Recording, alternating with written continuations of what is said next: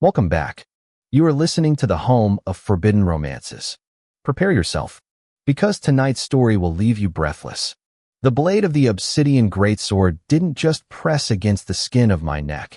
It sang with a hungry, magical hum that promised to separate my head from my shoulders in less than a heartbeat. "Do it," I whispered, my voice trembling not with fear, but with an exhaustion so profound it felt like lead in my marrow. "End it, Kalen. Fulfill the prophecy." The man looming over me was a masterpiece of righteous fury. Kalen Dree, the hero of the sun, the golden sun of the empire, and the man destined to kill me. His armor was battered, splattered with the black ichor of the shadow beasts I had summoned, and his chest heaved with the exertion of slaughtering his way up the stairs of the spire of despair. His eyes, usually the color of warm honey, were currently burning with molten gold, the sign of his divine awakening. He should have struck. The script dictated it. The world demanded it. But he hesitated. And in that split second of hesitation, my internal world exploded into chaos. System alert. Villain salvation system. System A. Asterisk warning. Love interest affinity is unstable. If you die now, you fail the redemption arc. Penalty. Soul obliteration. Objective. Kiss him. Asterisk. System alert. Tyrant's doom system. System B. Asterisk success imminent. The hero is poised to strike. Provoke him. Spit in his face. Ensure your death is legendary to maximize hero's trauma and growth. Reward. Ascension to godhood. Post-mortem. Asterisk. 2 transparent holographic screens. One soothingly blue, the other violently red, screeched into existence before my eyes, overlapping and glitching until my vision was a kaleidoscope of contradictory commands. My head felt like it was being split by a lightning bolt. I was Lysander Vane, the Grand Necromancer, the Scourge of the West, and formerly, a breathless junior architect from Seattle who had choked on a bagel and woken up in the body of this doomed novel villain. For 3 years, I had lived with 2 warring user interfaces in my brain. One wanted me to romance the hero, the other wanted me to traumatize him. To survive, I had walked a razor's wire. I had saved Kalen's life anonymously while mocking him publicly. I had healed his wounds in the dark while inflicting new ones in the light. I was a paradox wrapped in black velvet, and tonight, the systems were finally tearing me apart. "Why?" Kalen gritted out, the heavy sword trembling against my jugular. A trickle of blood ran down my neck, staining the pristine white collar of my ceremonial robes. "Why are you looking at me like that?" "Like what?" I choked out, fighting the urge to vomit as System A sent a shockwave of pain through my heart for not kissing him, while System B burned my nerves with acid for not spitting on him. "Like you're relieved," Kalen hissed. "Like you want me to do this. You're supposed to be the monster, Lysander. Fight back. Curse me. Do something." I laughed, a wet, broken sound. "I am tired, little son. Being a monster is exhausting work." "Liar," Kalen growled, and he dropped the sword. The clang of the metal against the obsidian floor echoed like a funeral bell. System error. System error. Plot deviation detected. The red screen began to fracture. The blue screen began to strobe. Kalen grabbed me by the lapels of my robe and slammed me against the cold stone wall of the spire. He was close enough that I could smell the ozone of his magic and the metallic tang of blood. "You don't get to die," Kalen whispered, his voice dropping into a register that sent a shiver down my spine, a shiver that had nothing to do with fear. "Not until you tell me why you saved me in the Crimson Forest. Not until you explain why the poison you gave me last week was actually an antidote. You think I'm stupid, Lysander? You think I can't taste the difference between hemlock and healing potion?" My eyes widened. He knew. I stammered, the villainous mask slipping. "Who controls you?" Kalen demanded, his hand moving to grip my chin, forcing my gaze to his. His thumb brushed over my lower lip, a touch so tender it felt violent in the context of our war. "I see your eyes darting to things that aren't there. I see you flinch before I even raise my hand. Who is pulling your strings?" The systems went nuclear. System A, tell him the truth. Trigger the tragic romance route. System B, silence. Maintain villain aura. Initiate self-destruct sequence. My body seized. The magical core within me, torn between the command to implode and the command to confess began to leak raw mana. Violet energy crackled around my skin, burning the fabric of my robes. Kalen, I gasped, my knees buckling. Run. No. I'm going to explode. I wheezed, clutching my chest. The pain was blinding. It felt like my soul was being ripped in half. The narrative. It won't let us. Kalen didn't run. Instead, he did the one thing neither system had predicted. He kissed me. It wasn't a soft, tentative kiss. It was a collision. It was a claiming. He crushed his mouth against mine with the desperation of a man drowning, swallowing my scream. His hands tangled in my hair, holding me in place as his golden aura flared, wrapping around my chaotic violet energy. The moment our lips touched, the world shattered. 3 years earlier, the first time I met Kalen, I tried to kill him.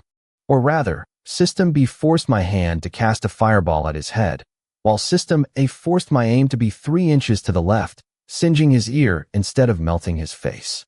You missed, the young hero had shouted, brandishing a rusty iron sword.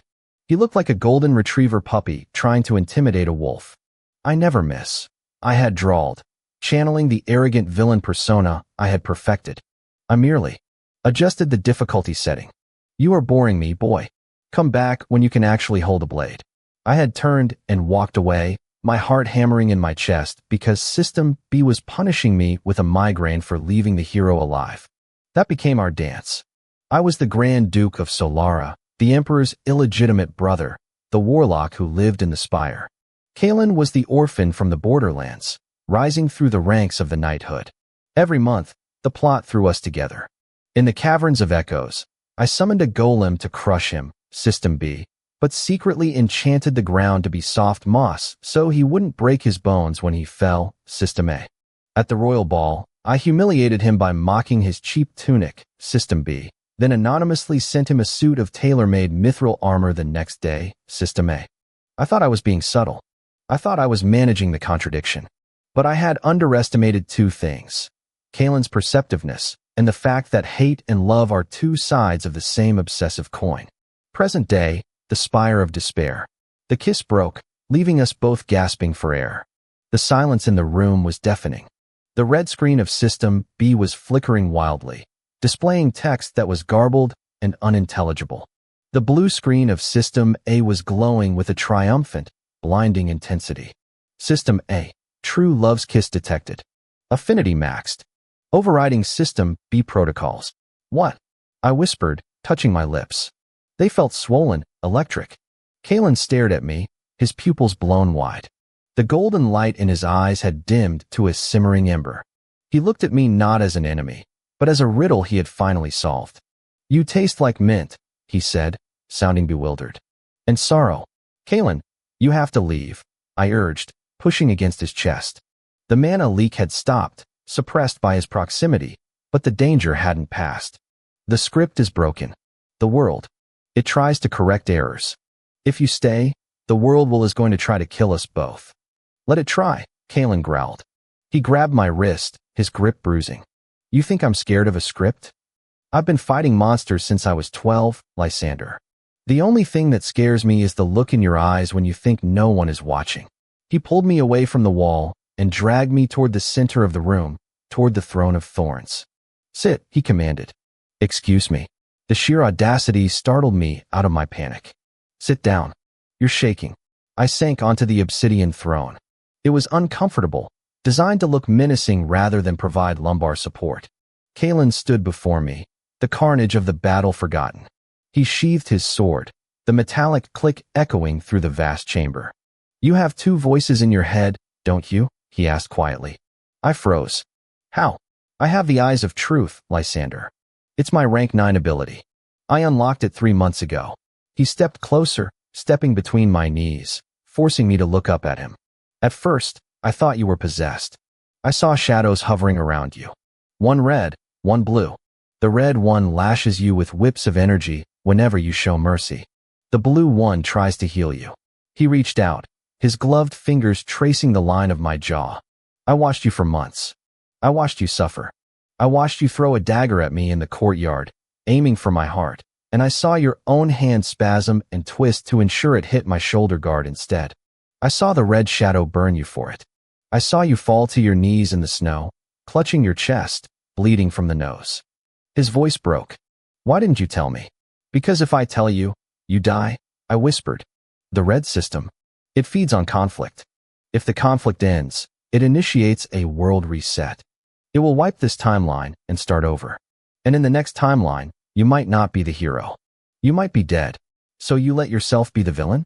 You let yourself be hated, hunted, and tortured by these things. To protect me, you are the protagonist, Kalen. You are the sun. I am just the obstacle. Kalen laughed, a harsh, bitter sound. The protagonist? Is that what you call it? I have felt hollow my entire life, Lysander. I killed beasts, I saved villages, I bowed to the emperor, and I felt nothing. The only time I felt real was when I was fighting you. He leaned down, bracing his hands on the arms of the throne, trapping me. You are not an obstacle. You are the only thing in this godforsaken world that matters to me. And if this world reset tries to take you, I will burn the world down myself. Suddenly, the air in the spire shrieked. System B alert, critical failure. Host compromised. Hero corrupted. Initiating final boss protocol, the Devourer. The red screen expanded, consuming my vision. The stone floor cracked. From the fissures, black sludge began to ooze, twisting and forming into shapes. Not generic monsters, but distorted, glitching horrors. They looked like unfinished sketches, terrifying in their lack of geometry. It's happening, I cried, scrambling back against the throne. System B is manifesting physical forms. It's trying to force the boss fight. A massive, shadowy claw erupted from the ground, swiping at Kalen. Kalen didn't even look at it. He raised his hand, and a pillar of golden fire erupted from the floor, incinerating the shadow instantly. I told you, Kalen said, his eyes now blazing with a terrifying intensity. I am the hero. I don't lose. He looked at me, and for the first time, I saw the darkness in him. The possessiveness. The obsession that had been festering under his golden armor. If the script wants a villain, Kalen said, drawing his sword again, then let's give it one. But it won't be you, Lysander. He turned to the empty air, to the spot where the red holographic screen hovered, invisible to everyone else, but clearly visible to his awakened eyes. You. Kalen snarled at the invisible interface. Get out of his head. He swung his sword. Logically, physically, you cannot cut a hallucination. You cannot cut a system interface. It is metaphysical code. But Kalen Dree was a transmigrator's worst nightmare, a character who had outgrown his author. The obsidian greatsword, coated in the golden fire of his soul, sliced through the air. There was a sound like tearing metal, a high-pitched digital scream that shattered every window in the spire. Sys. Tem. B. Diskin. NEC. T. ING. Asterisk asterisk. The red screen shattered into 1,000,000 pixels of fading light. The pain in my chest, the constant, crushing weight that had been there for 3 years, vanished. I gasped, the air rushing into my lungs sweet and clear. But the backlash was immense. The spire groaned. The reality around us began to warp. The ceiling dissolved into a void of static. Kalen. I reached out. The world is collapsing. Let it, he said, turning back to me. He sheathed his sword and scooped me up into his arms, lifting me off the throne as if I weighed nothing. Where are we going? I panicked, clutching his armor. Somewhere the script can't find us, he said. My estate in the north. It's boring. It's snowy. There are no monsters, no quests, no plot points. Just a fireplace and a bed. You can't just leave the plot, I argued, though my resolve was melting under the heat of his body. You have duties. You have a princess to marry. I have a villain to rehabilitate, Kalen corrected, walking toward the balcony. The world outside was a swirling vortex of gray fog, but a golden path had formed under his feet, forged by his sheer will. He paused at the edge, looking down at me. The adrenaline was fading, leaving behind a raw, naked intimacy. You saved me 100 times, Lysander, he murmured, pressing his forehead to mine. Let me save you once. I'm not a damsel, I grumbled, though I buried my face in the fur of his cloak. I'm a terrifying necromancer. You're a terrifying necromancer who cries when he thinks he hurt me, Kalen teased gently. We'll work on your reputation later. Right now, I need to get you out of here before that blue screen in your face tries to make you kiss me again. I blinked. The blue screen, System A, was still there, hovering politely in the corner. System A status, mission complete. The enemies to lovers trope has been successfully executed. Transitioning to slice of life mode. Enjoy your domestic bliss, host. I let out a laugh that sounded suspiciously like a sob. Actually, I said, looking up at Kalen, seeing the love and the hunger in his eyes. The blue screen isn't making me do anything anymore. Kalen raised an eyebrow. Oh, yeah. I reached up, threading my fingers through his sweat-dampened golden hair. This is just me. I pulled him down. The world behind us dissolved into static and code, the spire crumbling into dust. But on the golden path, amidst the ruin of the plot, the kiss was solid. It was real. It was the only thing that made sense. The villain had fallen. The hero had fallen harder. And the story? The story was just beginning. And that is how the viper tamed the wolf, by letting the wolf devour him whole. If you enjoyed seeing Kalen destroy reality just to keep Lysander safe, destroy that like button. And tell me in the comments, would you forgive a husband who tried to kill you if you knew he was forced to do it to save your life? I'll be reading your answers. Subscribe for the next chapter. Until then, prompt image. Prompt, masterpiece, best quality, high-res, 1.2. Korean manhwa style, semi-realistic, digital art. 2 men, BL, Yaoi, man 1. Lysander, sitting on black obsidian throne, long dark hair, pale skin, wearing intricate dark purple and silver sorcerer robes, looking shocked and vulnerable, glowing violet magic fading from hands. Man 2. Kalen, standing between Lysander's legs, muscular build, wearing battered golden and silver armor, short blonde hair, intense golden eyes, holding a large dark greatsword in one hand, other hand cupping Lysander's face. Background is a crumbling Gothic spire tower, floating red and blue holographic glitch screens shattering in the air, dramatic lighting, magical particles, cinematic composition, intense emotional atmosphere.